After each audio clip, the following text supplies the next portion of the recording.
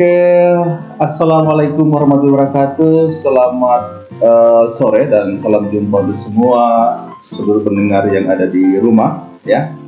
Khususnya di wilayah Sulawesi Tenggara dan lebih khusus lagi di wilayah Sumatera 4, yaitu Kota Bau-Bau, Kabupaten Buton, Buton Selatan, Buton Tengah, dan Wakatobi. Salam hangat buat semua yang saksikan kehadiran kami pada kesempatan ini, dan hari ini podcast PBSI FKM Nepeng, ya, kehadiran seorang tamu, dan saya yakin di kalangan pemuda khususnya mahasiswa di Kota Bau-Bau atau Provinsi Sulawesi Tenggara tidak asing lagi dengan beliau, yaitu Abang. Ini yang cocok apa ini, Mas? Yes. Abang, saya sering dengar sama mahasiswa sering menyapa dengan kata kakak, ya, juga abang. Saudara, yang mana ini, pokoknya udah bebas saja. Ya. Itu pengaruh kualitas sosialisasi yang kemungkinan sudah menukik pada nilai rasa. rasa. Oke, baik. Hari ini kami dalam sebuah topik, ya. Bang Badala datang ke podcast kami ini. Alhamdulillah di tengah-tengah kesibukan beliau bisa berkunjung ke puncak kilometer 5 di pelataran UMB Convention Center di Kota Bau-Bau, salah satu kampus yang memang mempunyai sarana prasarana yang luar biasa.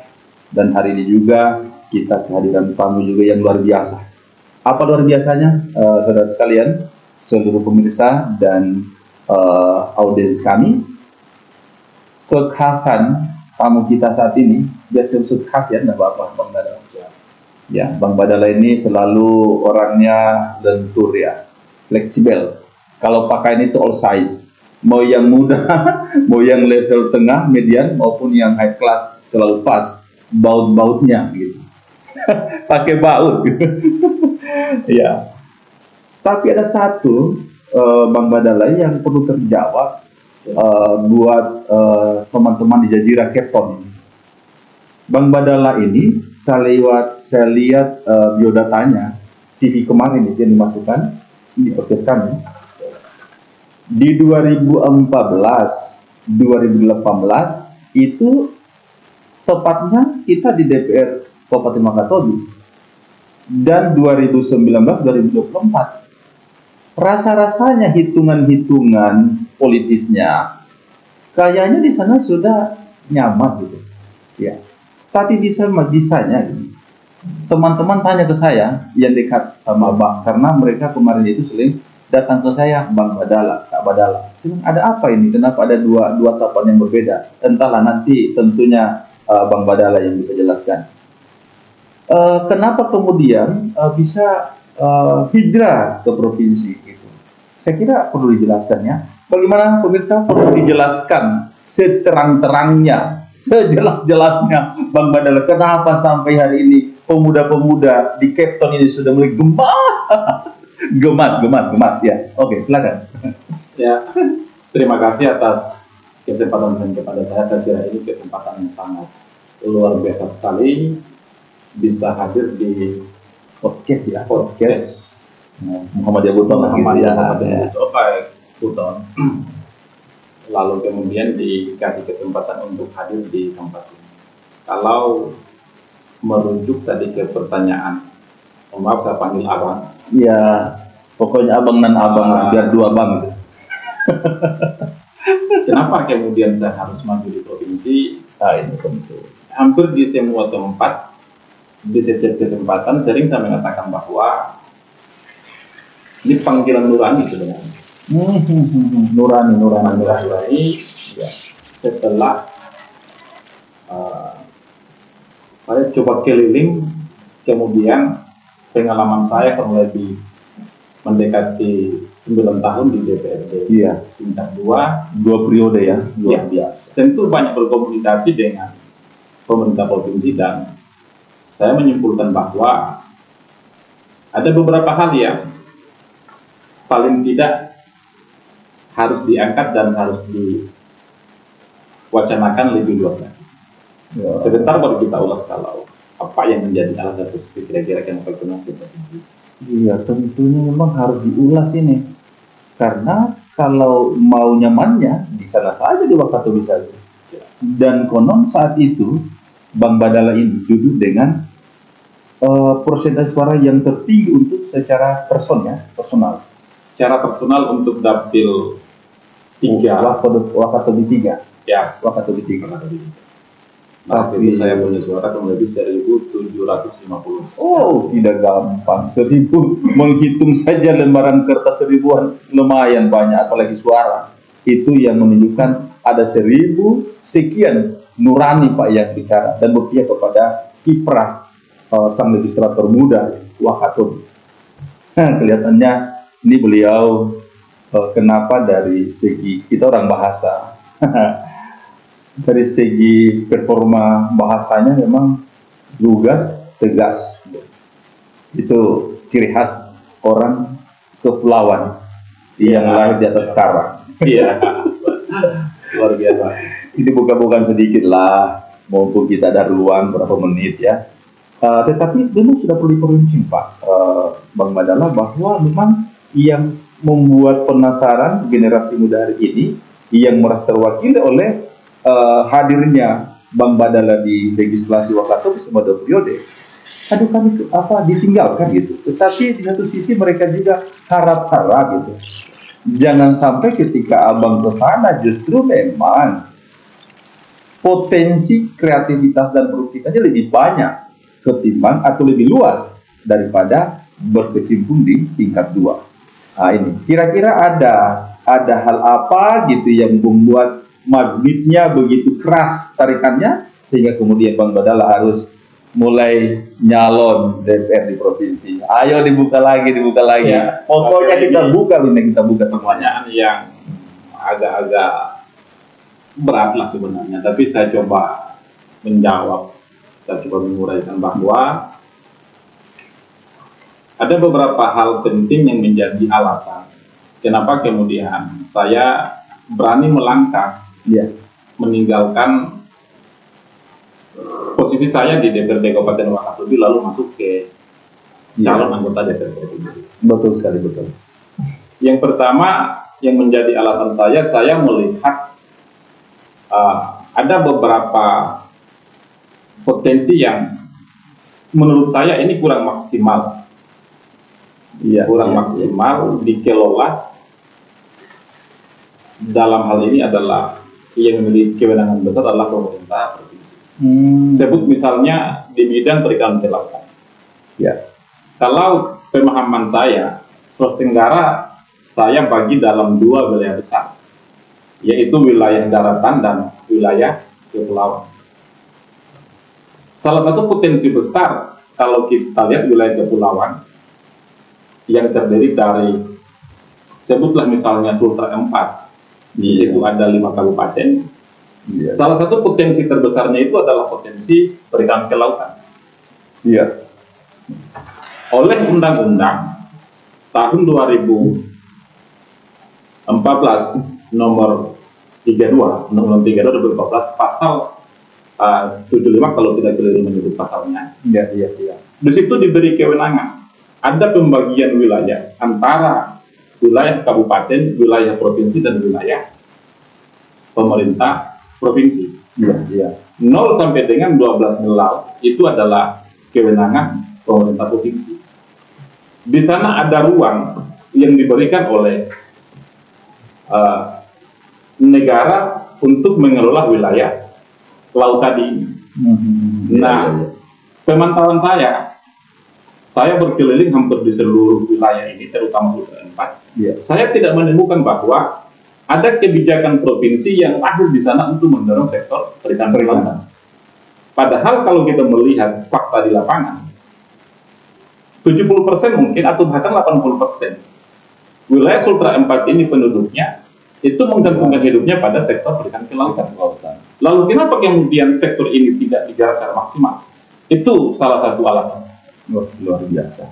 Ini kalau 0 sampai 12 milik kewenangan provinsi, lalu untuk daerah di bagian mana dia akhirnya? Apakah di bawah atau di atas 12 mil lalu kemudian kewenangan tingkat 2 atau bagaimana? Tetapi mungkin bukan pada persoalan jarak kewenangannya, Tetapi ketika dia punya kewenangan, pemerintah provinsi dalam hal ini ya, punya kewenangan, tentu dia berharap semua daerah, ada sekian, lebih 10 daerah otonom ini, dia berharap ada sentuhan yang proporsional tentunya. Ya. Ini kemungkinan yang menjadi titik persoalan yang urgen ini untuk menjadi PR-nya Bang Badala tentu. PR-nya. Ya, ini nanti tentu kalau niatan satu saja ini luar biasa. Karena apa? Petani kita ini butuh sentuhan, butuh perhatian dan sebagainya. Dan memang hari ini kalau dipikir-pikir Bang Badala, akan banyak orang yang memang berpihak kepada gagasan itu. Karena apa? Daerah kita ini antara daratan dan lautan cukup besar selisihnya. Dan ini kalau dikelola, ya tentu kita berdoa ya para pemirsa, doakan Bang Badala ya. Karena kalau nanti lautan digarap dengan semua daerah, nanti kita makan ikan nanti banyak-banyak karena sudah murah. Generasi kita nanti dia punya pertumbuhan lebih bagus dari kita. Kira-kira begitu Badala. Ya.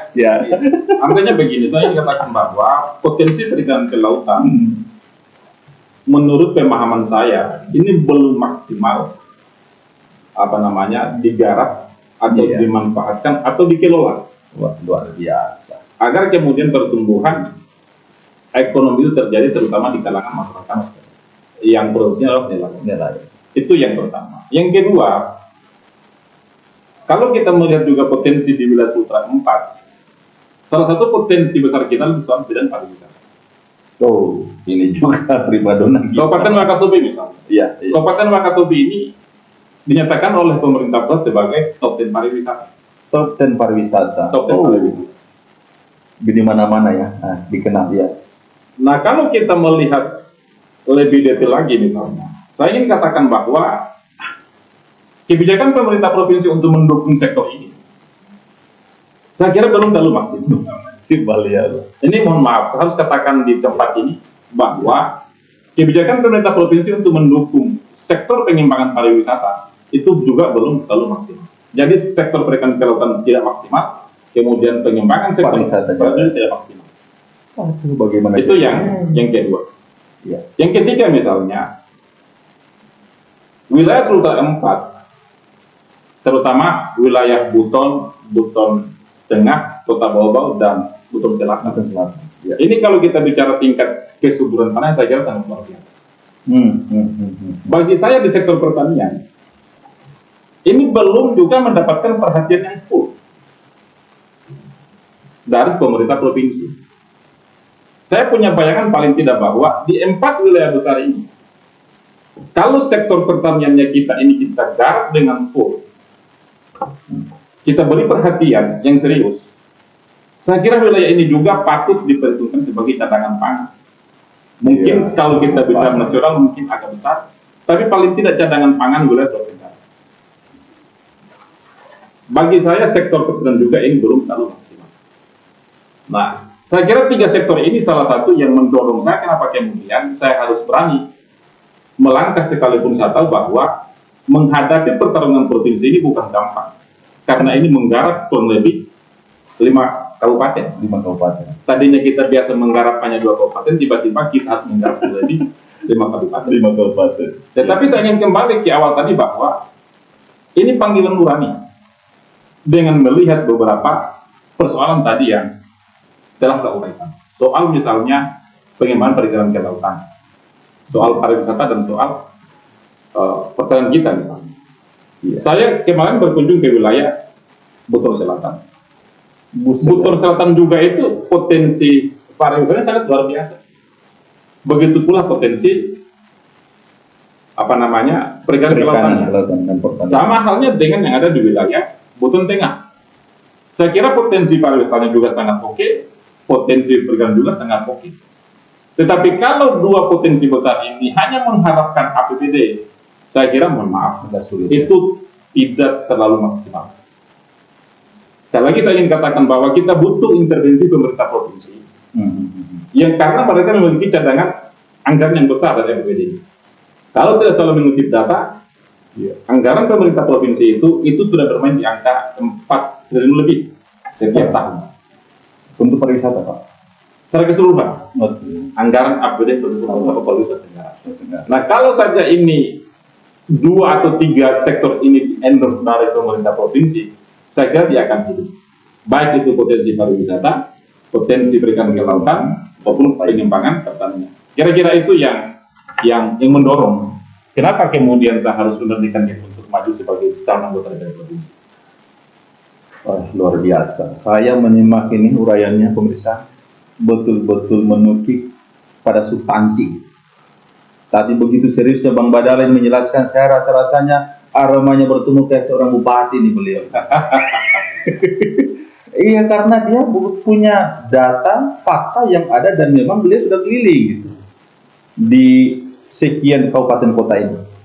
Jadi sudah 3 ini, sektor perikanan kelautan, pariwisata, dan juga pertanian. Tapi ngomong-ngomong pada ya, ini juga yang lagi hangat dibicarakan itu tentang sektor pertambangan.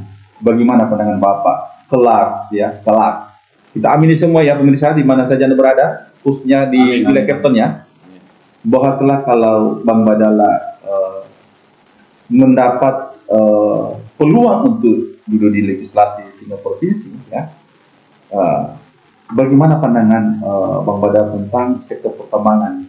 Apakah ini sudah maksimal atau bagaimana gitu? Karena masyarakat juga butuh penjelasan gitu. Mudah-mudahan melalui podcast kita ini, walaupun singkat tetapi ada hal yang menjadi pegangan gitu bagi masyarakat kita, bagi sumber daya manusia yang memang hari ini lagi energi untuk berpikir untuk kemajuan daerah ini, tentang pikiran Bapak dalam masuk ke pertambangan. Ya, saya kira sektor pertambangan ini, kalau kita melihat kebijakan-kebijakan secara nasional, ini adalah bentuk kebijakan nasional. Yang kedua, ini adalah cara pemerintah pusat untuk meningkatkan pendapatan negara melalui sektor pertambangan. Ya. Kalau pandangan secara pribadi, saya ingin mengatakan bahwa saya tidak anti pertambangan, tapi kemudian ada persoalan yang perlu dibenahi di sana. Misalnya, di soal lahan-lahan kita, pemilik perusahaan ketika terjadi problem dengan pemilik lahan, saya tidak melihat bahwa negara dihadir di sana. Maka solusi kalau saya ke depan untuk mengantisipasi ini, jangan sampai kemudian rakyat kita biarkan berjuang sendiri, memperjuangkan hak-haknya. Ini perlu ada regulasi yang kita buat di daerah. Pendampingan hukum misalnya kepada masyarakat yang kena imbas pertambangan, terutama persoalan tanah. Itu yang pertama. Itu perlu ada pendampingan hukum. Itu perlu dibuat dalam bentuk regulasi itu. Hari ini saya tidak mendengar bahwa ada perda ini. Itu yang pertama. Yang kedua, di soal pertambangan ini, tentu harapan kita dengan masuknya pertambangan ini akan membawa dampak peningkatan ekonomi. Itu ditunggu-tunggu Pak. Saya kira ini menjadi harapan kita. Tapi kalau kita melihat fakta yang ada, saya kira soal ini belum terlalu maksimal. Maka bagaimana cara kita hadir? Kalau saya bantuan modal usaha kepada masyarakat di sekitar oleh pertambangan, itu perlu harus kita lakukan. Kenapa? Karena mereka telah mengikhlaskan dia punya wilayah untuk dijadikan wilayah pertambangan yang itu akan meningkatkan pendapatan negara. Maka daerah harus dia hadir untuk memberikan stimulan pergerakan ekonomi di masyarakat di wilayah sekitar pertambangan itu. Itu yang kedua, kalau soal pertambangan. Yang ketiga, saya kira secara nasional di beberapa debat kemarin disampaikan bahwa pertimbangan lingkungan itu menjadi hal yang mutlak. AMDAL misalnya. AMDAL betul-betul kita perlu serius. Karena efek pertambangan, itu efeknya juga terhadap lingkungan sangat luas sekali. Kalau kejar lingkungan tidak cocok misalnya, di hasil AMDAL jangan dipaksakan. Karena efeknya sangat besar. Dia bisa mencemari air kita, bisa mencemari lingkungan kita. Betul. Kira-kira itu kalau soal pertambangan tadi. Ini kalau para mahasiswa atau pemuda yang sempat diskusi di beberapa tempat dengan beliau pasti sering mendengar ucapan ini ya dari beliau ya. Halo para pemuda, tentu begitu. Tapi ada satu, tadi itu disampaikan tentang bagaimana pendampingan hukum bagi masyarakat yang lahannya, ya, katakan sedikit bersinggungan bersinggungan dengan pihak perusahaan. perusahaan. Terus bagaimana analisis dampak lingkungannya dan sebagainya. Tapi ada satu yang perlu ditunggu. Kalau nanti Bang Badala duduk, apakah Bapak juga mau turut ingin memiliki lahan untuk pertambangan? Saya kira saya ingin katakan bahwa basic saya bukan di situ. Saya terlahir Ternyata nggak usah ragu, teman-temannya nggak usah ragu. Kalau kemudian padahal ketika duduk di legislasi provinsi, kemudian juga akan menjadi salah seorang aparatur, salah seorang penguasa yang mulai coba menencapkan cengkraman kekuatannya di sana dan akhirnya membuat masyarakat menderita lagi bertambah di sana. Tentu kalau membaca dan menyimak penjelasannya tadi itu mirip-mirip kadis pertambangannya. Ada satu hal sebenarnya kalau kita bicara tentang pertambangan ini. Ya.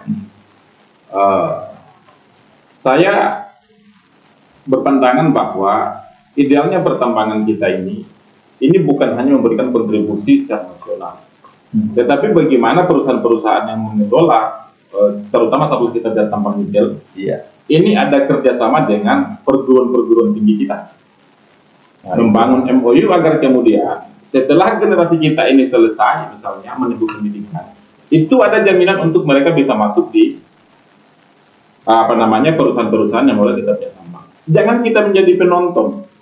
Itu dia. Kita punya hasil yang begitu melimpah, tapi kalau kemudian kita menjadi penonton, rasa-rasanya saya tidak sanggup melihat kenyataan. Ini sakit hati generasi, sakit hati tentunya. Saya kira ke depan ini perlu kita dorong. Dan saya berharap kawan-kawan DPR yang lain yang akan terpilih kembali di 2024 ke 2029, saatnya kita fokus untuk kita benahi persoalan. Kalaupun saya terpilih, saya kira ini akan menjadi pekerjaan rumah saya yang pertama. Pemirsa semua amin ya. Yang berikutnya saya ingin katakan bahwa dari beberapa smelter yang ada di Sulawesi Tenggara, di pengelola tambang nikel ini, saya tidak mendengar bahwa ada kerjasama dengan pihak pemerintah daerah. Dalam hal ini bahwa perusahaan daerah. Ini ada apa? Ya. Kalau saya berpandangan ini perlu didorong oleh kawan-kawan DPR periode berikutnya kepada pemerintah provinsi untuk segera dibicarakan dengan pihak kabupaten kota, termasuk dengan pihak pertambangan. Karena kalau ini terjadi, maka peningkatan PAD di masing-masing wilayah itu akan ada yang bersumber dari kerjasama dengan pihak perusahaan tadi. Iya. Saya kira itu hal yang sangat wajar. Sudah sangat urgen. Saya tidak mendengar itu, Bang, bahwa ada kerjasama antara pihak pertambangan dengan pihak perusahaan daerah, terutama di 17 kabupaten kota. Ini juga menjadi pertanyaan besar, apakah di 17 kabupaten kota ini telah ada perusahaan atau tidak? Kalau tidak ada, saya kira pemerintah provinsi perlu mendorong ini kepada para bupati wali kota ini. Ini kalau ulasan ini kemudian didengar para penentu kebijakan, saya kira kalau betul-betul kita ingin memberikan yang terbaik kepada negeri ini, kepada masyarakat kita, tentu ini mesti dipikirkan secara maksimal, ditindaklanjuti dan sebagainya. Dan ini kita berharap ya, dari penjelasan yang begitu apiknya itu tadi, ya, bisa menjadi sebuah kenyataan. Dan insya Allah, kalau Bang Badala duduk, ya, semua pihak bisa konsultasi, terutama rekan-rekan mahasiswa kemarin yang intens diskusi dengan beliau ini. Saya kira ini merupakan signal yang positif bahwa kita bersama beliau bisa menjaga keseimbangan antara kepentingan pemerintah, kepentingan swasta, dan juga kepentingan masyarakat dari level yang paling bawah sampai yang atas. Karena betul ya, masyarakat juga itu berharap ya, dengan adanya perusahaan tambang ya, itu ada demonstrasi kita itu, Bang, ya, kita berharap bisa terbantu. Dan kami sesungguhnya kenapa senang mendengar Bang menjelaskan ada interlasi dalam hubungan simbiosis mutualisme antara pihak legislasi, akademisi dan perguruan tinggi, juga pihak perusahaan dan pemerintah, ini tidak lain karena kami juga sudah rindukan itu ya, akademisi, bahwa negara ini sebenarnya harus dikelola bersama. Ya. Tidak ada yang dijadikan penonton begitu. Para akademisi berharap bisa dimanfaatkan ilmunya, ya, sehingga anak-anak kita ini ditangani dengan baik. Karena kami jujur saja di akademisi, dan itulah yang membuat kebahagiaan kehadiran Bang Badala di podcastnya PBSI Buton di puncak kilometer 5 ini, karena itu tadi satu-satunya legislator muda yang menembus kampus. Ya, luar biasa. Iya, kita katakan begitu. Iya kan? Iya. Ini bukan persoalan egois. Ini bukan persoalan bicara keberanian, tetapi rupanya niat gitu. Kalau niat ini baik, Bang Badala, ini kata teori, sebenarnya akan nampak tampilannya juga baik. Ya. Apanyakah yang sulit ketika menuju ke kampus? Kalau betul kita punya ideologi, kita punya gagasan itu betul-betul untuk semua, tanpa kecuali. Ya, ini terjawab hari ini. Terima kasih Bang Badala. Salam perjuangan tentunya. Ada satu kesimpulan saya ingin sampaikan pada kesempatan kali ini. Bahwa yang pertama rupanya, dalam hal kita bicara pembangunan, penyusun RPJMD itu menjadi hal yang sangat penting. Ya. Bukan hanya disusun oleh tim penyusun, lalu kemudian DPR memberikan keputusan pada tanda persetujuan, tapi itu perlu dikaji dengan baik. Kemudian pada penyusunan RPJMD saya kira juga ini perlu dibawa ke masyarakat luas, terutama di kalangan akademisi. Itu yang pertama. Yang kedua, di beberapa sektor yang sebutkan tadi di awal, bahwa ada sektor perikanan, ada sektor petani, sektor kelautan. Saya kira ke depan, daerah ini sebelum menyusun RPJMD, mapping wilayah itu menjadi penting. Riset itu menjadi penting. Agar kemudian penetapan atau arah pembangunan kita ini, itu betul-betul dia bisa rasakan, atau bisa berikan manfaat kepada masyarakat. Tepat sasaran. Masyarakat luas, dan tepat sasaran kira-kira. Dan terakhir, di kesempatan saja sangat luar biasa sekali, kemajuan sosial sudah sangat luar biasa. Iya, iya. Kalau kita melihat kondisi hari ini, saya ingin dikatakan bahwa di Sulawesi Tenggara ini terlalu banyak mega proyek yang telah kita capai. Wow, di mana adanya? Saya mau sampaikan begini, kita punya keberhasilan sangat luar biasa. Hari ini kita punya rumah sakit jantung. Kalau tidak salah mengutip data, itu menghabiskan anggaran 1,3 triliun. Oh, romantis sekali. Adanya tentu di Kota Kendari. Hari ini juga ada mega proyek yang lagi-lagi mohon maaf, saya ingin katakan bahwa kalau tidak keliru, itu angkanya ada sekitar 1,9 triliun. Apa? Jalan yang menghubungkan dari Kota Kendari menuju ke kawasan Toraja sebagai pusat pariwisata. Itu 1,9. Jalan lingkar. Oh, lingkar, jalan lingkar ya. Termasuk itu ada jalan lingkar. 1,9. Belum kita bicara hari ini ada perpustakaan internasional. Kalau saya tidak salah. Dengar-dengar berapa itu, Bang? Itu mungkin kalau saya tidak salah mengutip informasinya ada sekitar 700 miliar. Dan yang luar biasa lagi hari ini, mulai tahun 2022 kemarin, itu ada renovasi besar-besaran atau ada bangunan baru besar-besaran kantor gubernur. Yang akan menelan anggaran kurang lebih 400 miliar. Saya kira ini hal yang luar biasa. Tapi yang menjadi pertanyaan saya, posisi poin strategis ini, lagi-lagi saya mohon maaf kepada seluruh masyarakat. Ini adanya di wilayah daratan. Di wilayah kepulauan kita ini, apa yang kita bisa nikmati dari APBD provinsi di angka 4,9 triliun setiap tahun. Atau kebijakan-kebijakan anggaran yang bersumber dari pusat yang dikelola oleh pemerintah provinsi, saya tidak melihat bahwa ada yang begitu luar biasa di wilayah kita. Maka saya ingin katakan bahwa mari kita fokus kepada 3 sektor tadi, yaitu sektor perikanan, perikanan, kelautan, kemudian pariwisata. Pertanian juga ya. Ya. Pertanian, pariwisata, Ya. perikanan, kelautan, pertama. Oh, jadi angka-angka begitu romantis itu, Bang Badala, saya kira benar ya. Para pemirsa, kalau sudah bicara TT itu, kayaknya banyak lah ya. Dan itu kalau dibagi ke sekian daerah otonom, sesuai dengan Artinya, hasil mappingnya ya tadi ya. ya, saya ingin mengatakan begini, Bang. Membangun mega proyek saja yang begitu menghabiskan anggaran puluhan miliar, bahkan triliunan, kita mampu laksanakan. Bagaimana kalau hanya kita bangun 3 sektor tadi? Saya kira tidak terlalu besar dalam membutuhkan. Misalnya kita bicara daya dukung APBD provinsi untuk sektor pariwisata yang ada di Buton Tengah, di Buton Selatan, di Wakatobi, termasuk Kabupaten Buton, saya kira tidak terlalu besar. Luar biasa. Membangun saja kantor gubernur yang mencapai lebih sekitar 400 miliar. 400 miliar sudah bisa. Membangun rumah sakit jantung 1,3 triliun sudah bisa.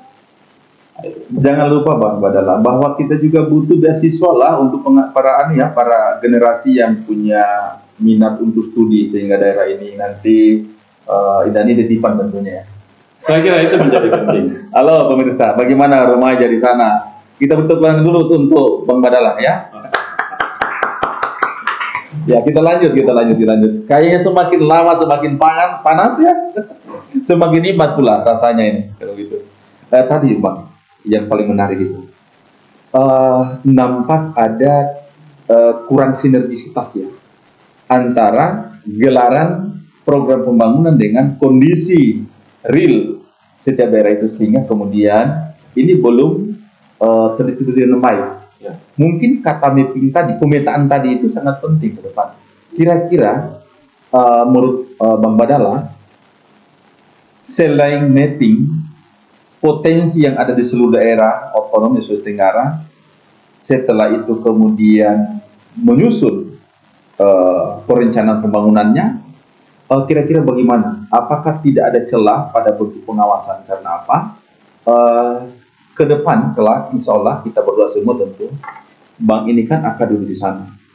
Apakah ketika duduk masih tajam ya hasrat untuk memberi pengawasan? Salah satu tugas atau tupoksi daripada DPR begitu. Bagaimana pandangan Bang Badala hari ini tentang fungsi pengawasan atas gejolak atau fenomena yang diuraikan tadi yang sesungguhnya sangat miris terjadi, bahwa ada ketimpangan begitu, ada rasa-rasanya aroma ketidakadilan gitu. Ya, kira-kira bagaimana ketika nanti Bang Badala duduk di legislator di sana di DPR provinsi, melihat ini bagaimana? Saya kira itu menjadi komitmen kita, Ya, menjadi komitmen secara pribadi, dan memang karena ini menjadi cita-cita kita dari awal. Cita-cita dari awal bahwa kenapa harus kita banyak melompat ke sana? Karena memang kita melihat bahwa ada yang tidak maksimal nih. Ada yang tidak maksimal. salah satu spiritnya ya, sehingga Dan saya ingin katakan bahwa pintu masuknya ini adalah pada saat perumusan penyusun RPJMD. RPJMD memang itu menjadi domain teknis pemerintah, tapi kemudian DPR itu dia diberi kewenangan besar untuk melakukan pengesahan. Nah tentu sebelum kita sahkan, ini perlu dipelajari, ini perlu dibuka. Bahkan kalau saya, ini kita perlu undang teman-teman akademisi kita duduk bersama untuk kita bedah persoalan tadi. Waduh. Agar kemudian tadi soal mapping, soal riset itu betul-betul termuat dalam dokumen kita. Dan sebagainya ya. Saya kira itu saya jamin 100% bahwa insya Allah kita akan berkomitmen melakukan pengawasan yang maksimal pada persoalan tadi. Jadi RPJMD-nya perlu didesain ya, perlu diteliti kembali. Pemirsa di mana saya berada ya kan, khususnya masyarakat dan lebih spesifik lagi para pemuda yang hari ini menjadi primadona dari pembangunan, dan juga tentu pasti akan euforia dengan gagasan-gagasan seperti yang disampaikan oleh Bang Badala ini. Tapi ada penasaran nih, bagaimana pandangan Bang Badala tentang sektor pendidikan? Ya. mumpung beliau ini kita undang ada di kampus ya, Universitas Muhammadiyah yang juga hari ini rankingannya ada pada posisi nomor 1 dari sekian jajaran perguruan tinggi swasta di Sulawesi Tenggara. Kita minta pandangan dari calon legislator ini bahwa ke depan bagaimana ini tentang sektor pendidikan. Saya kira sektor pendidikan ini sektor yang sangat menentukan masa depan bangsa. Saya ingin memulai dari satu pandangan saya ingin mengatakan bahwa guru itu adalah jembatan masa depan bangsa. Yang kedua, saya ingin mengutip apa yang disampaikan oleh Kaisar Jepang, Hirohito, pada saat terjadi pemboman Hiroshima dan Nagasaki oleh Amerika dan Sekutunya, kondisi Jepang itu luluh lantah. Apa dilakukan oleh Hirohito? Dia menyampaikan kepada para pasukannya bahwa kumpulkan guru yang masih tersisa. Bukan prajurit ya? Bukan prajurit. Bukan polisi juga? Tapi guru. Dia mengatakan bahwa hanya kepada para guru kita berkumpul.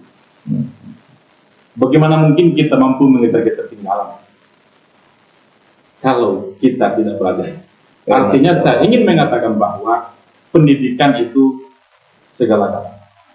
Satu daerah dia bisa maju tergantung sumber daya manusia. Tentu sumber daya manusia itu berawal dari pendidikan. Kalau kita kembali kepada konteks Undang-Undang 23, di situ ada perimbangan antara kewenangan pemerintah provinsi dan kabupaten termasuk pusat. Saya kira itu jelas bahwa wilayah kita mulai dari SMA dan SMK itu menjadi domain pemerintah provinsi. Dan dalam undang-undang juga itu diberikan penegasan khusus bahwa ada anggaran lebih 20%. Tapi kemudian pertanyaannya adalah anggaran 20% ini apakah dia tersebar merata di seluruh sekolah atau tidak? Itu dia yang jadi persoalan. Itu yang pertama, pemerataan. Persoalan kita yang kedua adalah soal pengawasan. Apakah ini diawasi dengan serius oleh kawan-kawan di DPR yang diberi kewenangan untuk pengawasan atau tidak? Itu yang ditunggu sebenarnya teman-teman akademisi. Kalau kita bicara pendidikan. Yang ketiga misalnya distribusi guru. Kalau kita bicara kewenangan tadi itu ya, jangan sampai kemudian guru-guru ini hanya terpusat di wilayah-wilayah perkotaan, sementara di wilayah-wilayah terpencil itu sangat kurang sekali. Misalnya Runduman, kalau di Wakatobi, mungkin di wilayah daratan ini di wilayah Batu Atas, benar sekali, Batu Atas. Lalu seperti apa fasilitas yang ada di sana?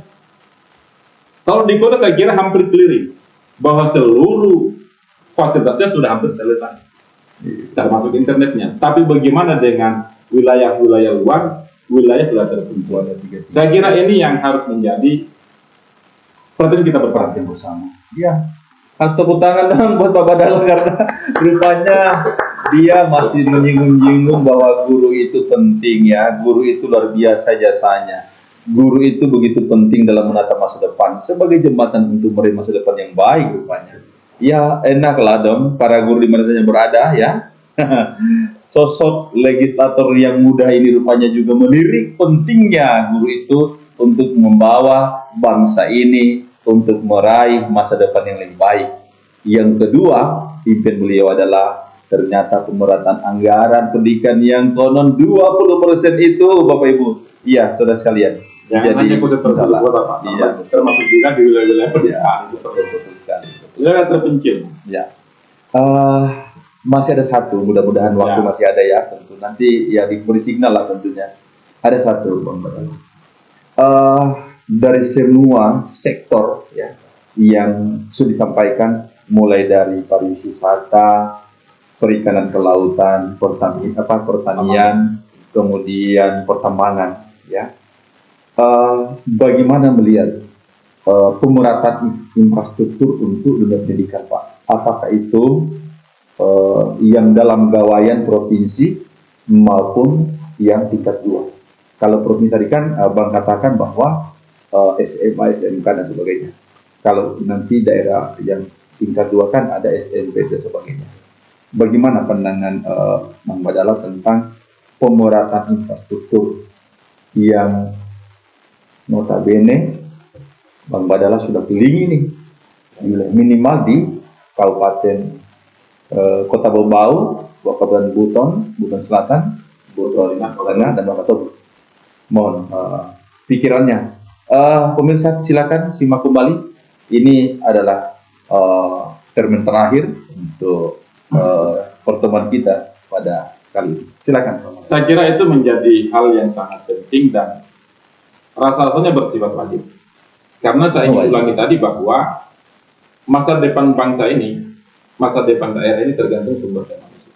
Sumber daya manusia dia akan baik manakala kita bicara pendidikan itu dia baik. Untuk bicara pendidikan saya kira fasilitasnya itu betul-betul harus kita perhatikan secara serius. Iya. Hari ini guru dan siswa dituntut untuk bisa menguasai memainkan peran dalam hal IT dan teknologi. Tetapi bagaimana mungkin siswa dan guru kita bisa memahami itu secara sempurna kalau kemudian signal misalnya tidak, fasilitasnya tidak. Maka saya kira ke depan sesuai dengan kewenangan pemerintah provinsi, insya Allah kita terpilih, ini kita perlu dorong bahwa konsentrasi anggaran 20% jangan hanya konsentrasi di wilayah perkotaan, tetapi di wilayah-wilayah terluar ya, 3T. Ya. Saya kira ini harus kita perhatikan secara serius.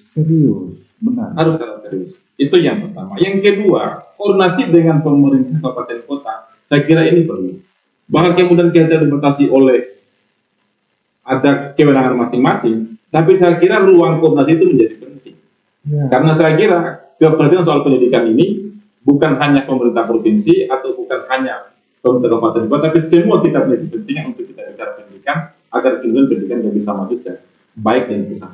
Karena sekali lagi bahwa kunci kemajuan bangsa itu ada di pendidikan. Saya kira begitu, Pak, kalau soal pendidikan. Terima kasih kalau begitu. Kenapa saya tanyakan tentang infrastruktur? Karena saya tahu persis, ya. Kenapa sampai di periode 2014 sampai 2019 begitu keleluasaan Bang Badala duduk di DPRD Wakatobi, ya, dan kemudian masih mendapat kepercayaan penuh dan terbukti di 2019 dan 2024. Itu artinya berarti apa yang digagaskan selama ini betul-betul sangat urgen dan tepat. Jadi kalau bicara mapping sebenarnya mapping berpikirnya Bang Badala sesuai dengan mapping yang ada dalam kebutuhan urgen di masyarakat, sehingga kelihatan ada kohesi yang begitu kuat dan akurat sehingga 2 periode bisa dilewati dengan baik. Ini ada harapan, Pak, dari teman-teman, juga tentu pemirsa di mana saja berada, bahwa mudah-mudahan saja kolaborasi antara kopian dari mapping berpikir dan gagasannya Bang Badala ini bisa kemudian direalisasi di wilayah Provinsi Sulawesi Tenggara, khususnya untuk Sutra 4 tentunya. Kita berharap begitu. Dan mungkin, rasanya sangat penting Bang Badala untuk menyampaikan kata-kata kesimpulan memang merupakan saripati daripada harapan Badala ketika duduk legislasi. Walaupun kami tahu bahwa sekian kali disampaikan bahwa sesungguhnya kita berada dalam podcast ternama, yaitu podcast PBSI FKIP Buton, yang memang satu-satunya podcast yang ada di perguruan tinggi Sekepton ini adalah hanya pada persoalan substansi. Sebenarnya Bapak belum mengarah kepada kebutuhan politis, tetapi ini ada gerakan yang begitu sucinya, yang begitu murninya demi pengembangan daerah ini. Tetapi paling tidak, namanya juga seorang caleg tentu perlu menyampaikan kepada seluruh masyarakat, yang khususnya di Sutra 4, bahwa intisari daripada keputusan Bapak untuk mencalonkan diri di DPR provinsi itu sebenarnya apa sih gitu.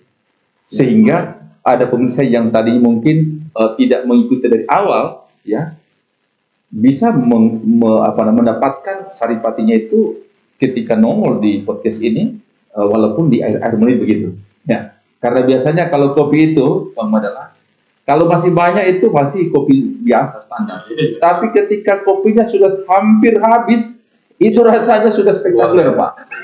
Itu filosofinya kopi, Pak. Jadi mudah-mudahan coba kita ingin dengarkan, Pak, sebelum kita akhiri diskusi kita pada sore hari. Saya kira ini kesempatan yang sangat luar biasa kepada masyarakat Sulawesi Tenggara, khususnya yang ada di wilayah Sultra 4, Kota Bau-Bau, Kabupaten Buton, Buton Tengah, Buton Selatan, dan Kabupaten Batu. Tadi telah banyak diulas dalam pertemuan ini. Saya ingin mengatakan yang pertama bahwa hadirnya saya di calon anggota DPRD Provinsi Tenggara dari Sultra 4 tentu ini adalah panggilan nurani, panggilan jiwa saya terhadap kondisi ini yang telah kita uraikan di awal. Itu yang pertama. Yang kedua, momentum 2024 sebagai momentum pemilihan, saya kira ini adalah momentum yang sangat baik untuk kita memberikan yang terbaik bagi daerah ini, bagi bangsa ini, dan terutama bagi Sultra 4 yang telah kita pilih. Saya paham benar bahwa menghadapi pertarungan 2024, terutama di legislatif dan Sultra 4 ini tidak mudah. Karena ini 5 wilayah besar membutuhkan energi yang begitu kuat, bukan hanya energi tapi juga. Tapi bagi saya itu bukan persoalan. Yang menjadi persoalan bagi saya adalah seperti apa kita mampu merealisasikan gagasan yang dimaksud.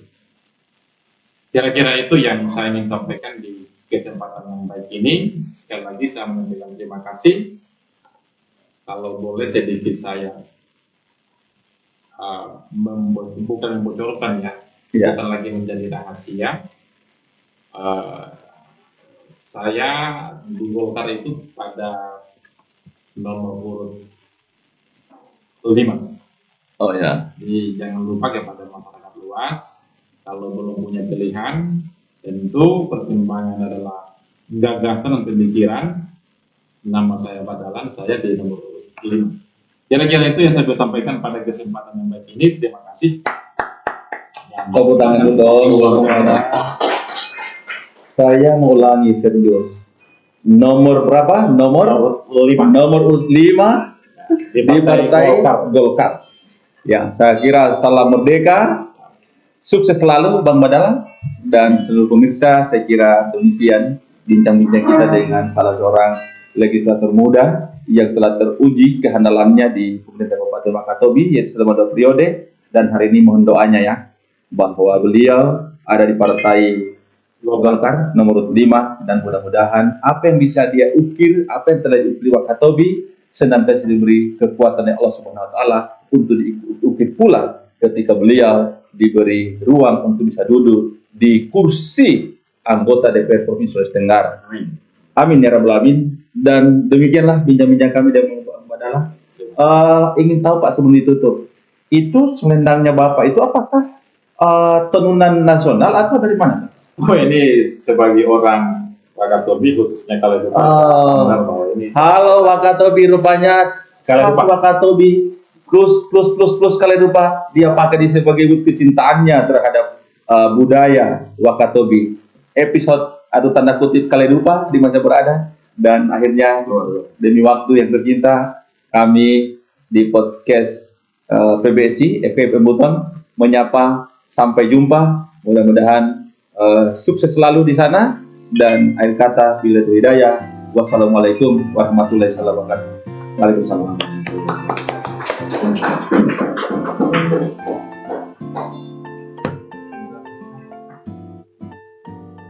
Tiba saatnya Indonesia untuk memilih. Bersama datang ke TPS, salurkan aspirasi. Langsung umum, bebas rahasia, jujur dan adil, demi Indonesia damai sejahtera.